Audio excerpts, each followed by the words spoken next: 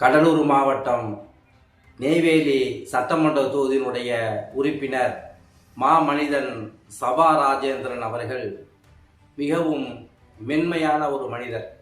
அது மட்டுமல்லாமல் மக்களினுடைய குறைகளை உடனடியாக நிவர்த்தி செய்யக்கூடிய ஒரு சட்டமன்ற உறுப்பினர். கடலூர் மாவட்டத்தில் இருக்கிற சட்டமன்ற உறுப்பினர்களில் மிகவும் சிறந்த எம்எல்ஏன்னா மாமனிதன் சபா ராஜேந்திரன் அவர்கள் தான். ஏன்னா அவர் தேடி வரக்கூடிய அனைத்து மக்களுக்கும் தேவையான கோரிக்கைகளை உடனடியாக நிவர்த்தி செய்யக்கூடிய சட்டமன்ற உறுப்பினர். எங்களுக்கு தெரிந்த வரைக்கும் நெய்வேலி சட்டமன்ற தொகுதியில சட்டமன்ற உறுப்பினரை கண்டித்தோ இந்த பணிகள் நடக்கவில்லை என்று சொல்லியோ இதுவரைக்கும் அந்த தொகுதியினுடைய மக்கள் எந்த இடத்திலையும் சாலை மறியல் செய்ததாக பத்திரிகைகளை இதுவரைக்கும் எந்த செய்தியும் வந்ததில்லை. அந்த அளவிற்கு மக்களுடன் நெருங்கி யதார்த்தமாகவும் நிதானமாகவும் ரொம்ப எளிமையான அணுகுமுறையோடு பழகி வரக்கூடிய சட்டமன்ற உறுப்பினர் மரியாதைக்குரிய அண்ணன் மாமனிதன் சபா ராஜேந்திரன். ஏன் மாமனிதன் அப்படின்னு சொல்றோம்னா, மனிதனை மதிக்கக்கூடியவர், மனிதநேயமிக்க சட்டமன்ற உறுப்பினர். அவருடைய சட்டமன்ற அலுவலகத்திற்கும் வீட்டிற்கும் யார் தேடி சென்றாலும் கூட உரிய மரியாதை கொடுத்து அன்போடும் பண்போடும் நடத்தி கொடுக்கக்கூடியவர் அண்ணன் சபா ராஜேந்திரன் அவர்கள். ஏழை எளிய மக்களுக்கு உதவி செய்வது.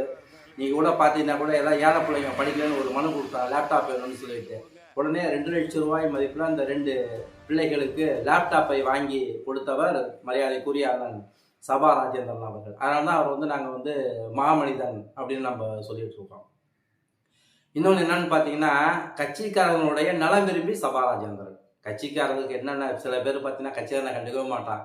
வாக்களிப்பேர் உதயசூரியன் எங்கள் வேட்பாளர் சபா ராஜேந்திரன் சொன்னவன் அப்படியே விட்டுருவான். ஆனால் மாமனிதன் சபா மட்டும்தான் தனக்காக உழைத்த கட்சிக்காரர்களையும் கட்சி நிர்வாகிகளையும் தொண்டர்களையும் தன் கூட பிறந்தவர்கள் சகோதரர்களைப் போல பாவித்து இன்றைக்கும் செய்து வரக்கூடியவர் அண்ணன் மாமனிதன் சபா.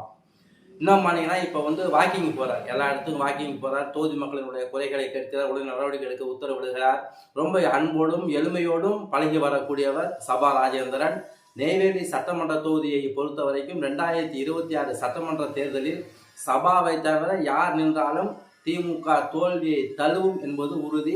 இன்றைக்கு எடுத்திருக்கக்கூடிய உளவுத்துறையினுடைய ரிப்போர்ட்டிலும் கூட சபா ராஜேந்திரனுக்கு வெற்றி வாய்ப்புகள் பிரகாசமாகவும் இருக்கிறது, அதிகமாகவும் இருக்கிறது என்ற தகவல் இன்றைக்கு சென்று கொண்டிருக்கிறது.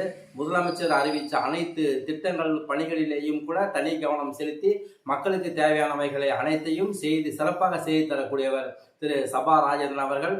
சபா ராஜேந்திரன் 2026 மீண்டும் எம்எல்ஏவாக கோட்டைக்கு செல்வார் என்பதில் எந்த விதமான மாற்றமும் இல்லை. இது உறுதி, காலத்தின் கட்டாயம். மாமனிதன் சபா வெற்றி உறுதி.